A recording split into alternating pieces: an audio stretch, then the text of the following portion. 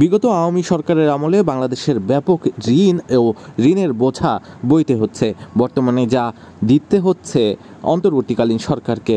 গতকাল রাতের একটি বিশেষ ফ্লাইটে অন্তর্বর্তীকালীন সরকারের প্রধান ডক্টর মোহাম্মদ ইউনূস কাতারের উদ্দেশ্যে রওনা হন এবং সেখানে পৌঁছে যেই কাতারের আমির তার সাথে দেখা করেন। কাতারের আমিরের সাথে দেখা করে তিনি জানান, আওয়ামী লীগ সরকারকে রেখে যাওয়া ঋণগুলো ধাপে ধাপে পরিশোধ করা হচ্ছে। বাকি আরও ৩৭ মিলিয়ন মার্কিন ডলার আগামী ২ দিনের মধ্যে পরিশোধ করে দেওয়া হবে। এটি জানিয়েছেন মধ্যস্থতাকারী একটি মাধ্যমকে। এর পাশাপাশি তিনি জানান, এর মধ্যে কাতারের সাথে বাংলাদেশের এলএনজির যে অবস্থা সেটি সুরাহা করার আশা প্রকাশ করেছেন।